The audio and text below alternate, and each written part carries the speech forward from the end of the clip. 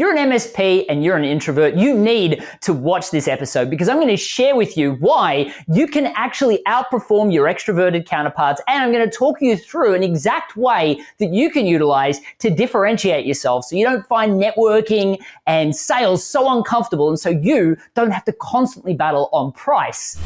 Paul Green's MSP Marketing Podcast. The big interview. Hello, my name is Matthew Pollard, and I'm the best-selling author of the Introvert's Edge book series. And it's a delight to get you onto the podcast, Matthew. You were highly recommended to me by a guest we had back in, I think it was episode 152, Anne Hall. If you go back and listen to her interview, she was talking about you and what a star you were. And afterwards, she was messaging me of get Matthew on the podcast. And here you are, which is wonderful. Now, you are not just a best-selling author. You're also someone who totally understands the world of the channel, and you totally understand MSPs. Tell us a little bit about you and what kind of technology stuff you've done over the years. Back in high school, I was very much into technology, and we had our technologist at our school who actually left and they didn't have anybody. I was actually one of 3 that was selected to maintain our school network when I was very, very young. So I've been in and involved in technology for a very, very long time. And then, I've been responsible for 5 multi-million-dollar business success stories of my own. And what I found was things would go wrong with technology all the time. And if you were reliant, especially when you were a nimble startup, on getting somebody out to fix it, then you would have huge amounts of time lost for your staff. And this was before things like being able to log in remotely and stuff like that, or at least before it became really well known. So I ended up maintaining a lot of our networks myself as well. But more recently, obviously, because of my work and the success that I've had in my own small businesses, I started to teach other small businesses how to obtain rapid growth. Because what I find, firstly, people that run their own businesses, I think there's something heroic about a person that's got enough skill, talent, belief in themselves to go and start their own business. But what I find is they tend to get stuck in this hamster wheel of struggling to find interested people, trying to set themselves apart, trying to make the sale, feeling that people only care about one thing, price, right? And what happens is, especially, and it's really interesting in the MSP space, because a lot of people move into the MSP industry or into their own business because they worked for someone else and they're like, you know what, I want to put my own formula. Either they want to make more money, or they're tired of that business being reactive and they want to be proactive, or they see something that needs to exist. So they start their own business and then they exercise their entire Rolodex.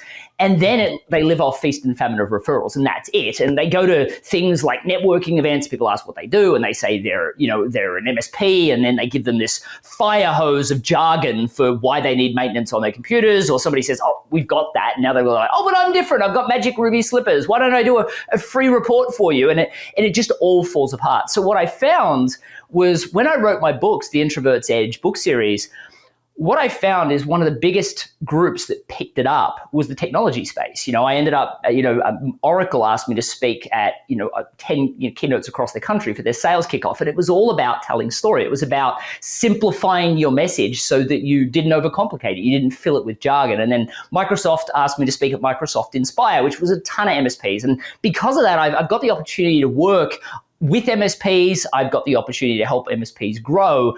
And what's really interesting is that most MSPs really don't believe that there's anything different about them. They just do what everybody else does. So they feel like they need to follow the same approach. And I will say that most MSPs are very educated. So they take great pride in the fact that they're learning and growing, but they're all learning and growing the same stuff and focusing on how to make themselves the same.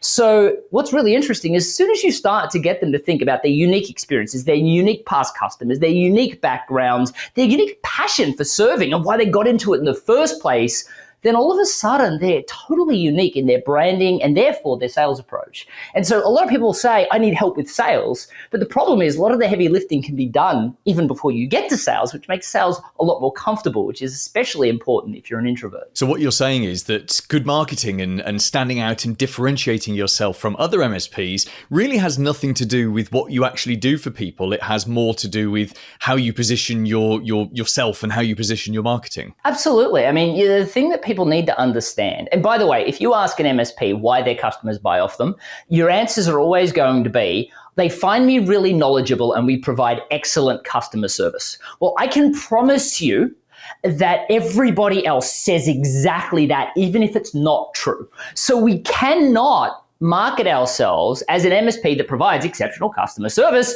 and where we have a really knowledgeable team. That's an expectation of entry. And most people don't even listen to that, even with testimonials, because most people can buy testimonials these days that say that as well. So we take that with a dose of salt. What we look for is what are their unique elements that perfectly qualify them to serve me? What do they know about my unique situation, and what can they deliver to make price not a factor? And the thing that I always suggest is, especially for MSPs, they're like, people care so much about price. I'm like, did you really give them another option? If you blend yourself in with everybody else, they're like, well, I'm going to the store and I'm buying milk.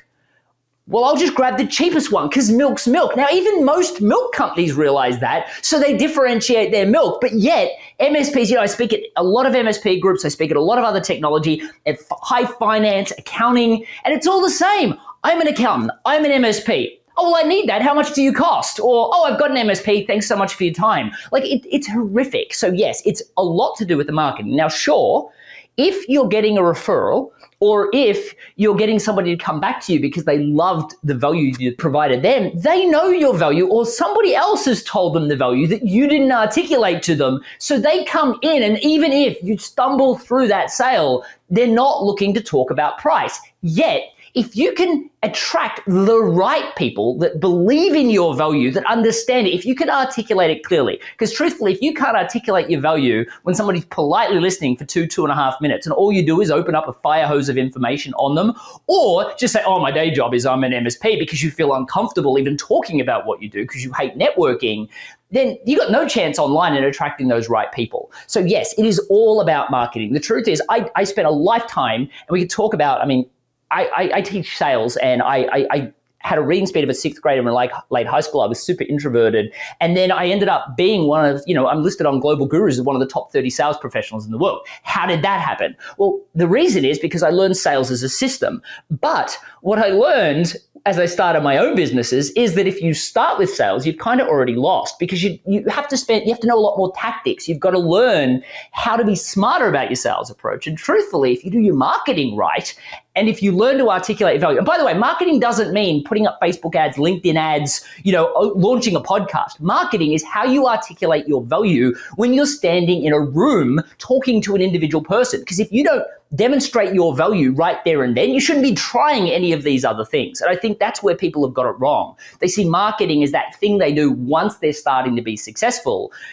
But no, if you currently get all your clients through hustle, hard work, and sales techniques, then, you're just making your life so much harder than it needs to be. So where do you get started then? Because I agree with everything you've said there. And by the way, you're one of these amazing guests that the host asks a question and you just talk for 5 minutes, which gives me so much less work to do, which is awesome. And you're absolutely right. But where do you actually get started? If we accept that most MSPs hate marketing, don't understand marketing, they want the outcome from it, but they don't have to get involved in the actual difficult guts of doing it. You yourself have transformed yourself from an introvert into someone who has built multi-million-dollar businesses. How do you actually get started? Firstly, people need to understand marketing is not sales. So we have to separate those two out. Selling is something that you do. By the way, you don't do it in a networking room, right? If somebody says, oh, how much do you cost? Don't answer the question. But the reason why they asked you right there and then is because of a marketing problem, not a sales problem. The amount of people, I can tell you, and I had a couple of executives that left Oracle that then opened up their own sales training company because they were amazing salespeople. But then because they got the marketing from Oracle, they didn't have to figure it out themselves. They were terrible salespeople. Was that the sales problem or a marketing problem? It was a marketing problem because they'd always had it given to them. So marketing and sales are two very separate things. The next thing I would say is you do not hate marketing.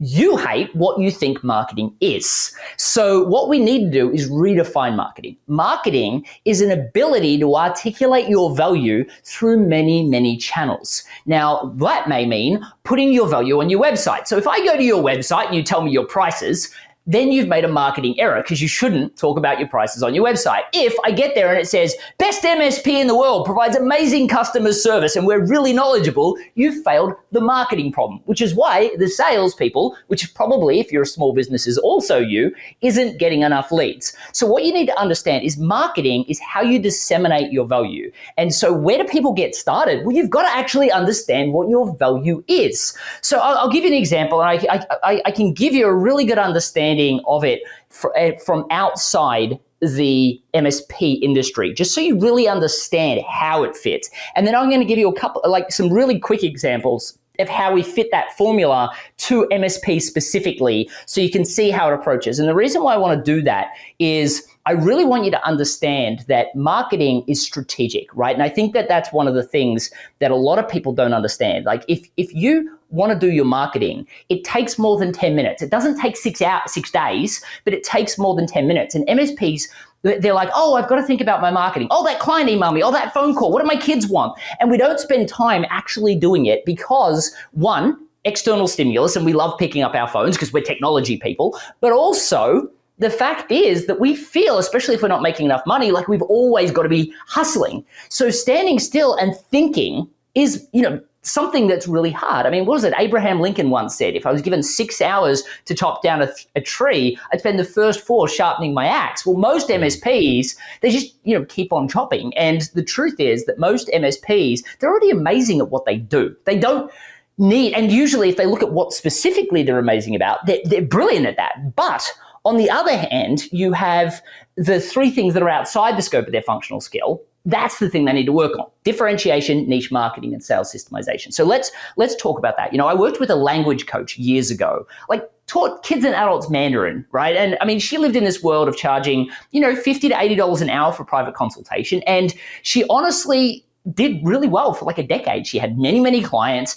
But then growing into this more saturated economy that we now live in, there were people moving into California that were willing to charge $30 to $40 an hour to get their first clients, their first testimonials.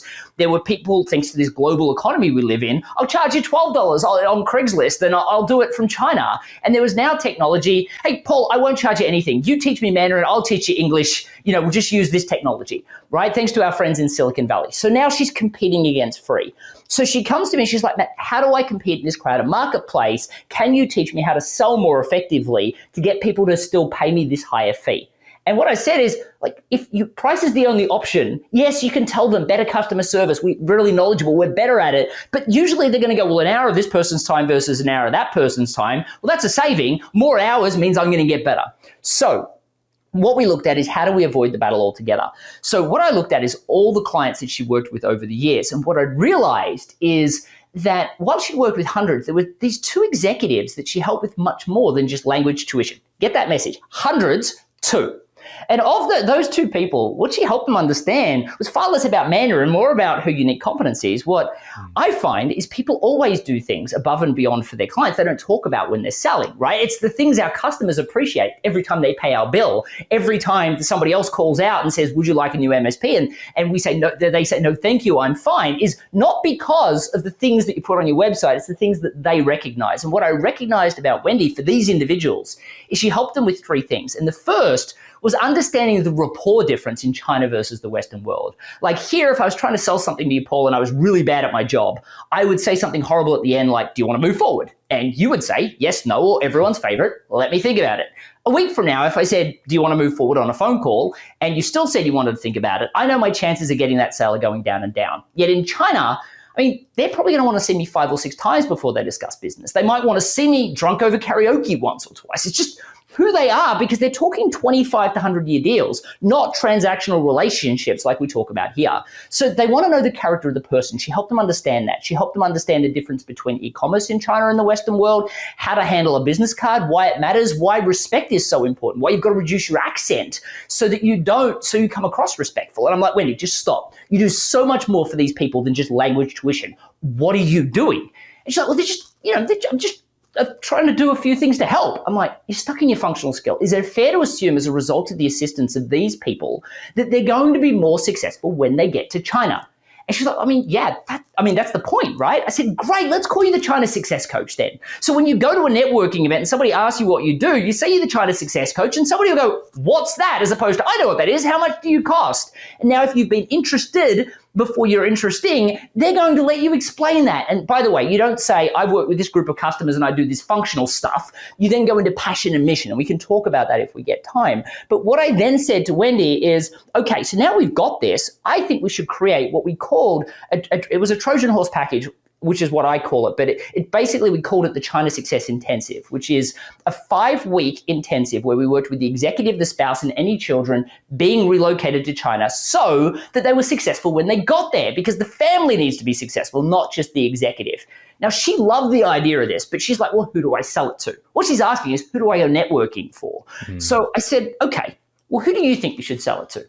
And she said, well, obviously it's the executive. And I'm like, yeah, I get that. I mean, I went from Australia to the US. They speak the same language, but I mean, I was still terrified. Imagine going to China. I just don't think it's your ideal client. She's like, well, obviously the company would pay. I'm like, well, yeah, they got millions of dollars, hundreds of millions of dollars riding on the executive being successful. But really, I don't think that's your ideal client either. She's like, well, who then? I said, I think it's the immigration attorney. This is what I call a momentum partner. See, most people always think that going into a networking room is about finding their ideal prospect. It's not. The ticket out of the hamster wheel is actually about finding people that work with the clientele that you work with and people that believe in what you do. So what I said to her is I said, I think that you should network for immigration attorneys. And so she started reaching out to these people, and she discovered that they make $5,000 to $7,000 for all the bureaucracy and the paperwork that goes with the visa. They've got to get the staff, they've got office space, they've got, everything to pay for. They'd be lucky to make $3,000 a visa. And so she just started offering them $3,000 for a simple introduction. They love the idea. They're like, what have I got to say? And she said, well, all you've got to do is say, congratulations, you've now got a visa. I just want to double check you're as ready as possible to be relocated across to China. Now, they thought they were. They were like, yeah, we've got our visa now, thank you. We've got our place sorted. We're learning the language. Kids are pretty good at it too. I think we're set. And they just respond with, I think you need to speak to the China Success Coach. There's a lot more to it than that. Now, when you get on the phone with these people that were terrified to go, the organization was motivated to pay, and she charged $30,000 for doing this, by the way. Minus the $3,000 commission, she made $27,000 for the easiest sale in the world. Now, is that possible in the MSP space? Absolutely. This is what I call outcome niching. So we worked with one MSP, and we built their entire brand with hyper growth companies that have acquisition focuses, right? What he specialized in was helping organizations, predominantly in the manufacturing and accounting space, right, across industries, but people that wanted to grow through acquiring other companies, because a lot of times they let their technologist in well too late. Next thing you know, they built this, fortress, and now they got to build a superhighway to have everything connect, and they lose staff, and people get frustrated, and customers leave. We built, and what we did is we called him the acquisition lifeguard, because and we spoke directly to CEOs as opposed to the technologist, which meant we got to create the budget. For another group, we focused on just CPAs, accountants, because they have specific needs. So when you go out networking, if you find an accountant, they're going through seasonal variation where sometimes they got nothing to do. Next thing you know, they've got all these staff, they're all trying to work remote. So we built the branding around the speciality around CSPs. There's always something unique about you from your past customers. You just need to look at them and start realizing the people you help are the people that you have more knowledge to serve, and the industries that you help are the people that you have more passion for serving. I love this. This is just absolute gold mine of information. I would love to talk to you for another 20 minutes. We are running out of time. So let's shift over and have a look at your books, because obviously that's why you're here, because you are a best-selling author. Tell us about your books and why they're particularly suitable for MSPs. Yeah, absolutely. And I think the most important thing is it systemizes out the discomfort. I think that, especially with MSPs, and it's really interesting, like if you think about introverts feel really uncomfortable with dialogue. So when I was younger, I literally fell into sales because I lost my job just before Christmas. I was a data entry person, and I was 19. I took a gap year, and that was it. And So for me, I fell into commission-only sales. It was the only job I could get in Australia. Like, it's summer and Christmas at the same time. Everyone takes a month off. No one's hiring. And I literally taught myself how to sell watching YouTube videos, because it was 93 doors before my first sale. Rejection, getting told to get a real job. That was almost my favorite, getting sworn at. So I went home after making my first sale. On the first day, made $70, but $93. I'm not willing to do this, but I can't quit. My dad broke his back 80 hours a week. So what I realized is that if my year wasn't going to be horrific, sales had to be a system. And I taught myself a system, watching YouTube videos and focusing on each step. And, within the space of literally 6 weeks, the number of doors it took me to make a sale went down dramatically, to the fact that I actually won the number one salesperson in the company very, very shortly afterwards, for a company that was the largest sales and marketing company in the Southern Hemisphere. So it really took not much time, because I focused on system. And this is the key thing. Systems outperform people winging things. Now, who are more prone to wing things? Extroverts. But here's what's interesting. Introverts get hurt for two reasons. One is they do not like to wing things, because we get stuck in our head. We don't know what to say. And secondly, we also feel terrible about how people perceive us. We reflect on that at night. What's interesting is when you have an extrovert that is an MSP, they suffer from both problems as well, because you've got a technologist that is stuck in their head because they're trying to work out which jargon thing to talk about. And that's the wrong thing to do. And then secondly, when you're selling some widget or product that's not you, you don't take it personally if you're an extrovert. And as an introvert, you might. But it's hard not to take it personally when it's you're selling. So because of that, extroverts struggle as well for that reason. But here's what I do in both of my books. For my Introvert's Edge, the original, which was on selling, which is now in 16 languages, sold 75,000 copies. It takes you through a regimented process for selling. And, one of the jokes I make is you don't need to buy my book. Like, if you go to the introvertsedge.com, you can download the first chapter. And if you do nothing more than look at the step-by-step process, look at what you currently say and put it in under those chapters, you'll quickly realize some things don't fit. Those are the things you shouldn't be saying. Throw that out. Then you'll realize that some gaping holes, usually around telling stories. Now, I know you think you tell stories, but you don't tell stories the way you're supposed to. They're not emotional journeys. Like, I worked with a customer, they wanted this, we gave it to them. That's jargon, right? In storytelling, you learn that it short circuits the logical mind and speaks to the emotional mind. It activates the reticular activating system of our brain, which creates artificial rapport, which we can leverage into real rapport. And people remember up to 22 times more information when embedded into a story. So because of that, people actually remember what you say. And because it's tangible and it's connected to the story, they're like, oh, I want what Wendy has, right? So because of that, all of it flows much nicer. I find that story is the heart of a sale and the heart of a networking process. So once you fill those gaps and put what you do in order, you'll easily double your sales in the next 60 days. So that's why I find that, for introverts specifically, it works so well, because even if you've got a relatively bad process in the right order, you'll still grow your sales dramatically because you're doing things in the right order. So people feel like you have a plan. People feel like they now understand it before you ever get to talking about your packaging, and you never overwhelm them with jargon. And so because of the success of that book, the biggest problem people had once they read that book is, great, I can now close people that reach out to me, but how do I get somebody to actually reach out to me? Or how do I get to have a conversational dialogue in networking? And what they were doing is they were trying to turn networking conversations into sales conversations, which you should never do. So it was time to write a new book on networking. And the focus for me in this one was actually to move beyond what I call transactional networking, because I see networkers go in and they're like, do you want to buy from me? What about you? What about you? What about you? I hate that. And then I find that most people that don't want to do that do aimless networking, where they may even put down what they do and say, oh, my day job is this, or just because they feel uncomfortable. So they have these aimless conversations. So the networking book really talks about the fact that if you create a system that's largely built on giving value, telling great stories, but speaking about your passion and mission, not your qualifications and your customer success, by talking about what I call your unified message, the China success coach, I'm the rapid growth guy, and who you're passionate about serving, as opposed to commoditizing what you do and trying to over-impress them with things they don't care about and sound salesy, then your networking success will go up as well. And actually, I at the moment, you can get that chapter for free at theintrovertsedge.com/networking if you want to start with networking. But we actually have the book at the moment for the people in the United States. And we are going to extend it to the UK. We're still doing it, but it costs a little bit more for postage because we're sending them from the US. But for people that are in the US, we're actually giving away that book for free at the moment.